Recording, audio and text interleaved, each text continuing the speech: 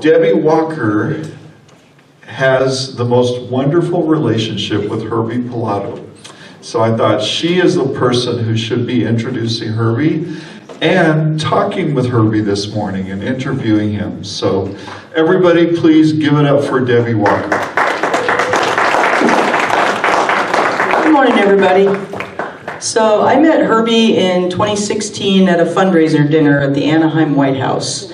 And we just hit it off, and we've become friends, and he's an amazing person. He's an author, a writer, a producer, an actor, a dancer. He does it all, and his attitude is always positive. He tolerates no negativity on his Facebook page. And I would like to introduce my good friend, Herbie J. Pilato.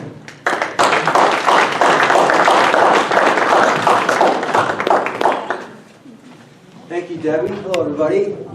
Merry Christmas. Merry Christmas. Oh, you don't have a mic? Okay, so I know that Christmas is really special to you. So what is so special about it? Well, I mean, it's special for everyone. I grew up in Rochester, New York, in a big Italian family. My mother and father both had 10 brothers and sisters each. So every night was a party, somebody's birthday.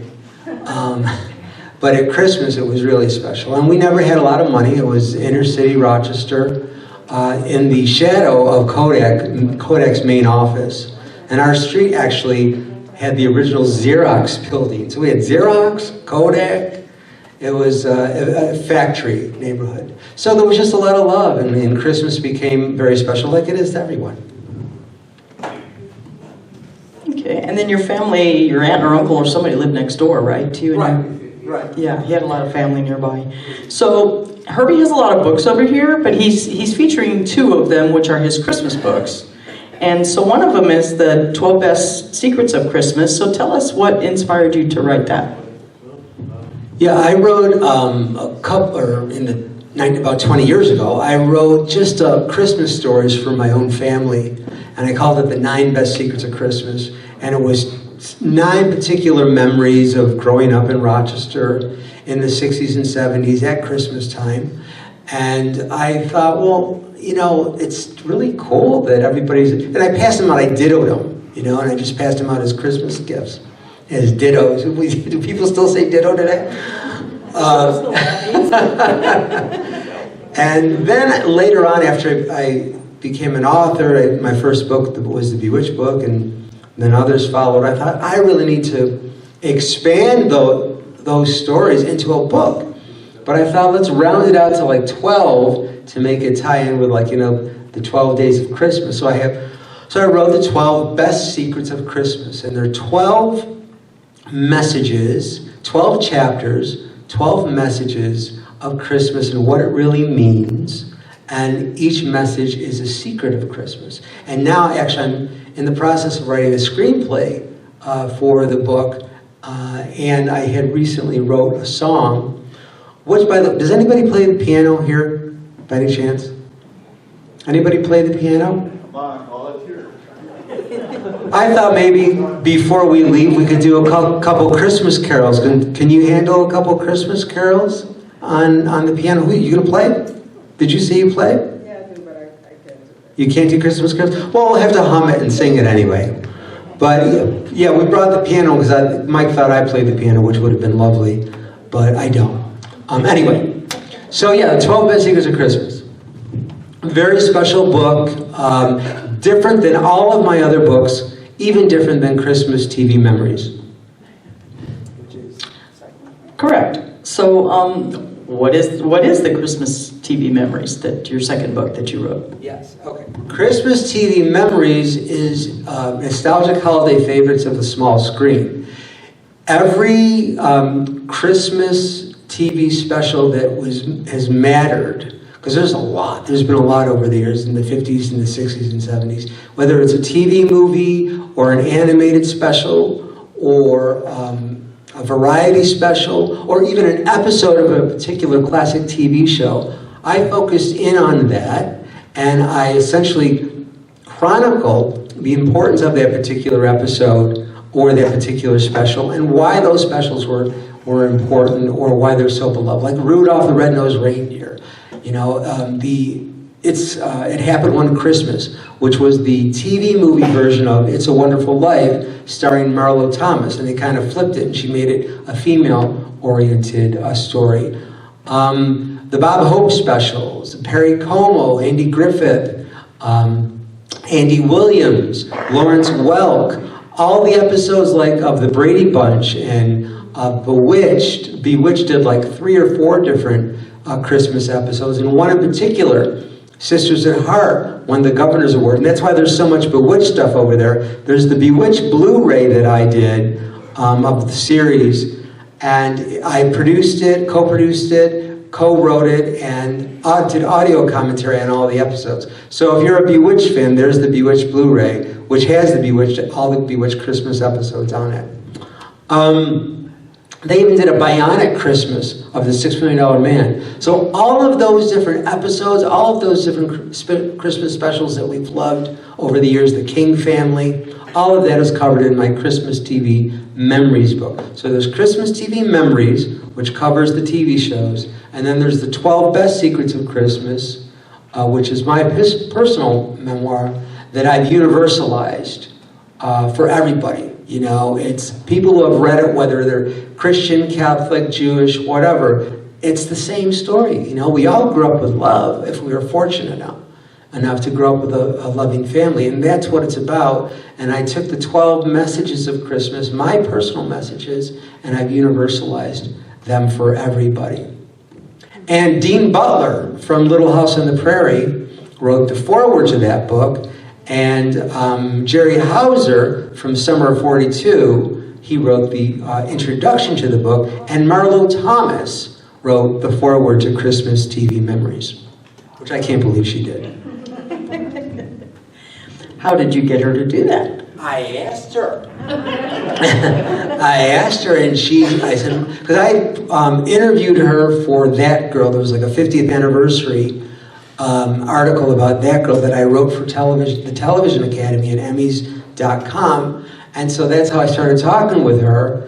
And I just emailed her a couple years ago when I was starting to write the book. I said, Marlo, because you did the It's a Wonderful Life remake, and because you did a Christmas episode of That Girl, and because you did an episode with your father, Danny Thomas, a Christmas special, I said, would you write the foreword? She goes, well, I want to read it first. And I sent her the PDF of it, and she loved it. And I think she wrote, out of all the things she wrote in the foreword, what sticks out in my mind is the greatest love story the greatest love story in history in television is the one between Herbie J. Pilato and television. So I kind of cried after I read the intro. Marlo Thomas made me cry. So I'm very blessed that she did that intro. Awesome. Okay. Well, and if you notice over there on the table, he's got, like he mentioned, the books about Bewitched and things like that. And one of the reasons there's a book about Sean Connery and Diana Rigg is it's the 5-year anniversary of the death of both of those people, and so he brought those today. And then his retro TV book, it just kind of covers everything. Do any of you have any questions for Herbie? About writing and anything? About writing or how to get published or any of that? Yes, miss. You talked about the 12 secrets Yes. of Christmas. Could you give us a clue as to maybe what number 1 is? How about not number 1, but I'll give you one of them. Okay. There's one chapter called Play Cards. And every year, my family would divide. The women would go on our side of the house and play what we called Liverpool, which was like a 12-hand version of gin rummy. And then the guys and the uncles and the now cousins would go play poker next door.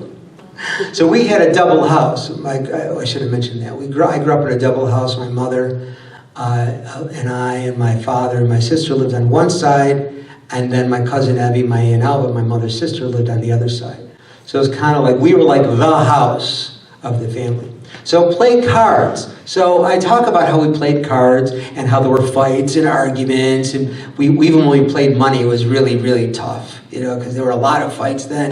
But there we were, still, every Christmas Eve, whether we fought over those cards or not, whether someone thought that you cheated or not, we still ended up together. And so that is one secret: play cards, no matter what, because there's something that happens. There's something magical about play cards. I'll give you another one. Check the mail. Everybody loves Christmas cards, to receive them and to write them. And when I grew up, back in the day, you knew your postman. He became a member of the family and was the same guy, who was there for 10 years or more. And today, they switch every 6 months. I don't know why. Post office is afraid that we're going to get friendly with them or whatever. But I still give my postal person a Christmas card every year, cash, $25, whatever. It's just something we always did.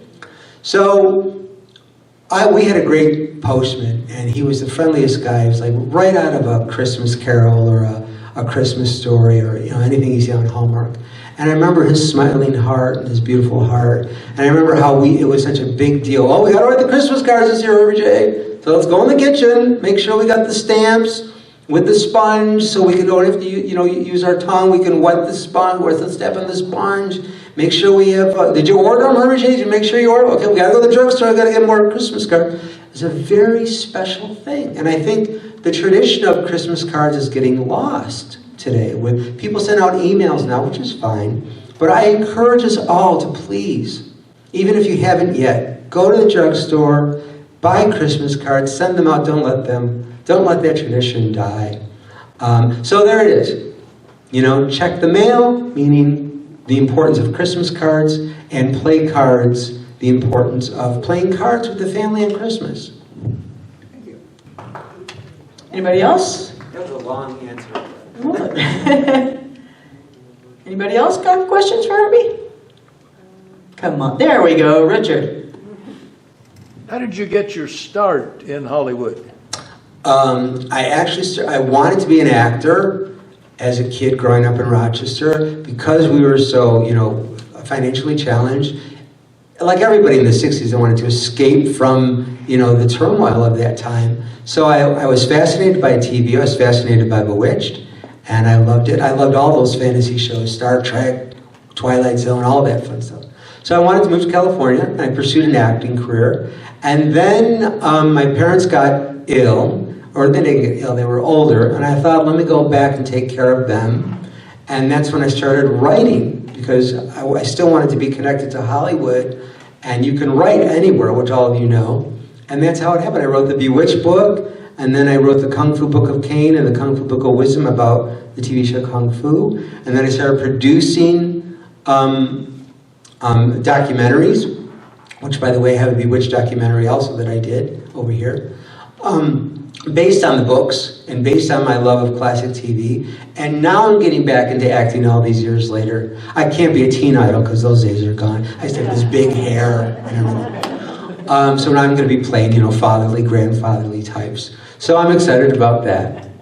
So it all ties in. I believe you gotta, pursue your dreams, whatever it is. God gives us talents, and I think I might have said this at the last gathering, but God gives each of us talents and blessings, and there's little whispers that we have. Well, you should do this, you should do that, you should do this. I always listen to those whispers, because I believe that was heaven telling me what to do. And I never turn down an invitation, because I believe that's where I'm supposed to go. If someone is gracious to invite me, I go, because maybe I'm going to meet somebody there. Maybe someone needs help that I could share a particular thought that I have. So yeah, I don't know what the question was now. I got it.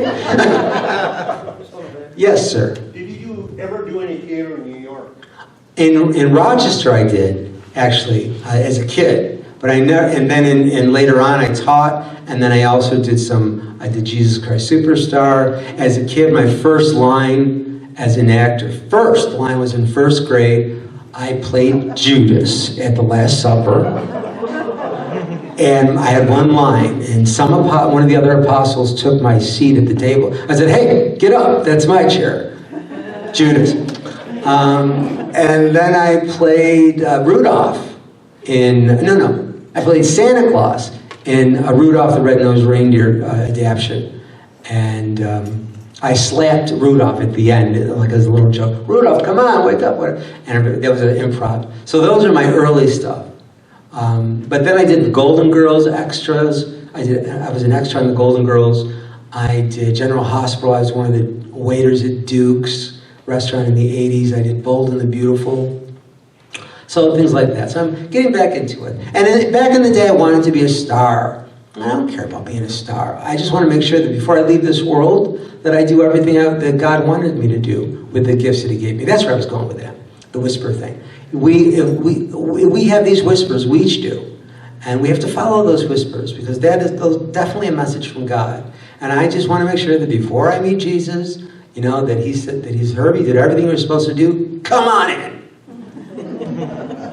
Come on up. Yes, ma'am, back in the back. Yes.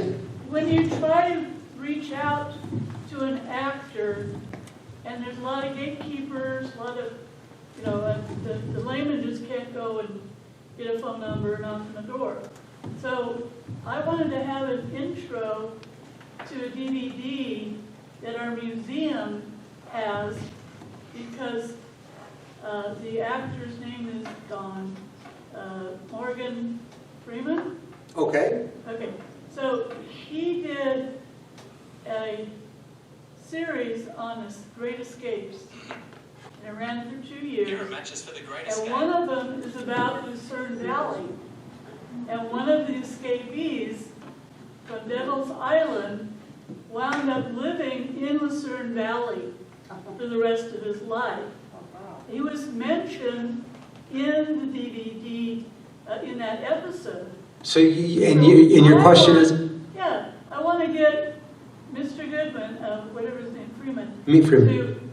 So you want contact information for on how to reach Morgan Freeman? Yeah, I want to reach Okay. him. So you go to IMDb and you look under contact information, or you call the Screen Actors Guild, or you call the Television Academy, and you reach out and you try to get in contact with his agent. So I would say the best way to do it is to call Screen Actors Guild. That's how you do it. Okay, so I was working from the bottom up, trying to go to the History Channel. And get No. You call Screen Actors Guild. You contact Screen Actors Guild. Okay, thank you. You're welcome. You had a question, yes? Yes, okay, so, in the past couple of years, they've had writer strike due to AI type things coming in.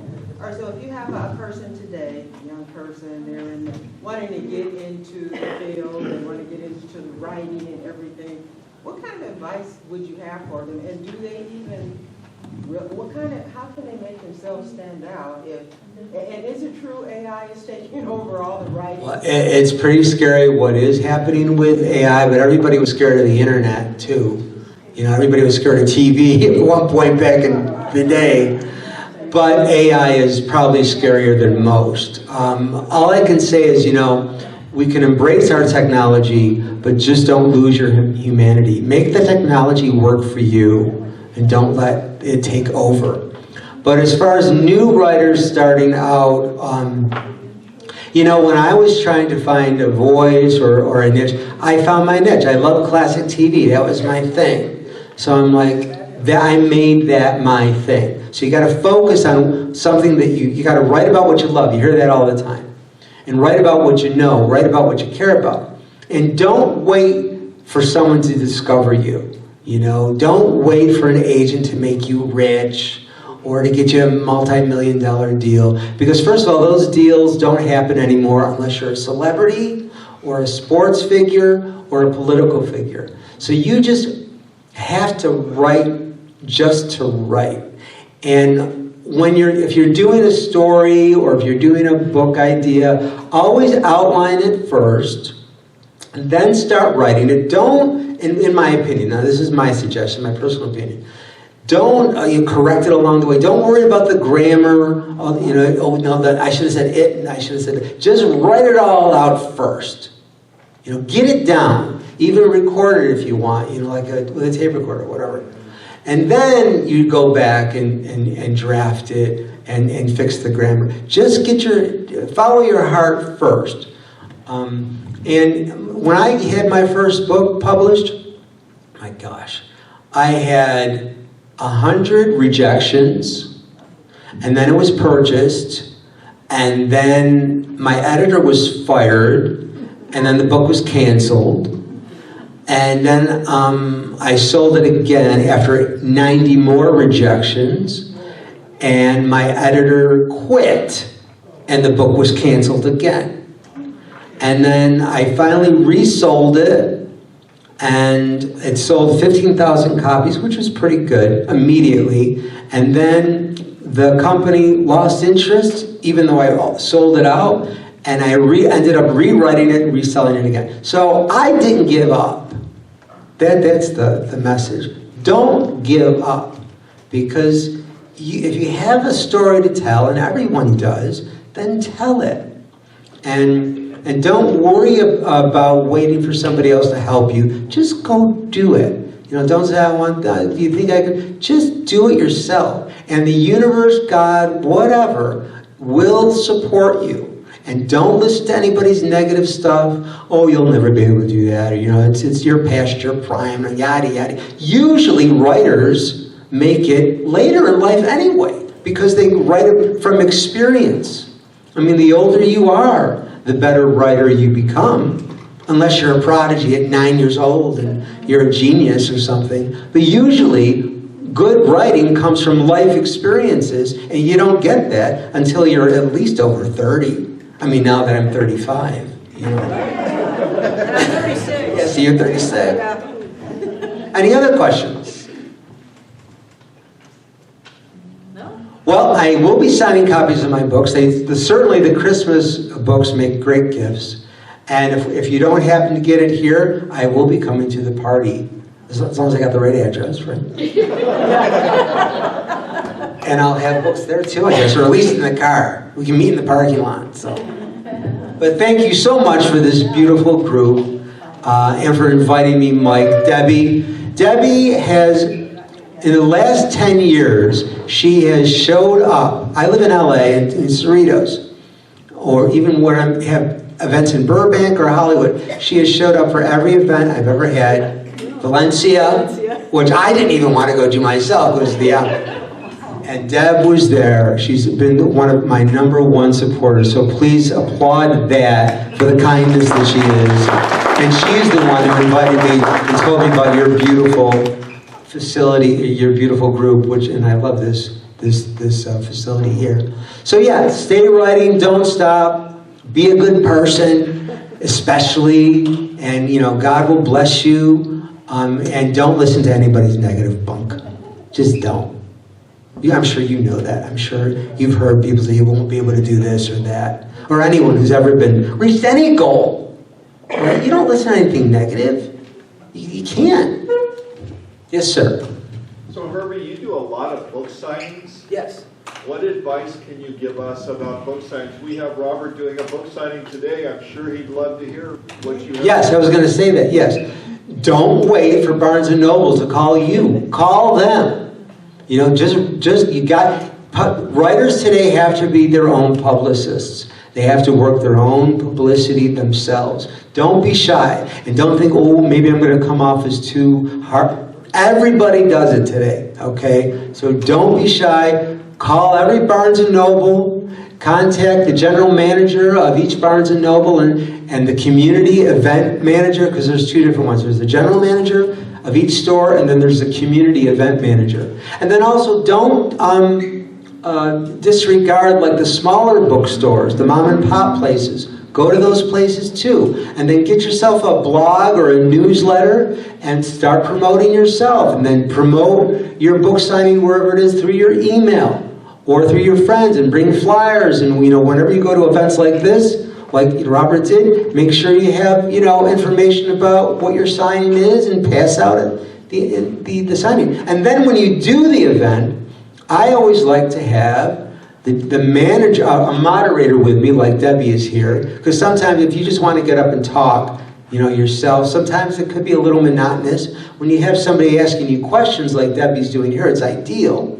So I usually have the manager introduce my moderator, and sometimes I'll bring celebrities with me. That helps a lot, quite frankly. Like last year at Book Soup in Hollywood, I had Barry Williams from the Brady Bunch. It was pretty cool. Mark Kapaj from Julia, the TV show from the 60s.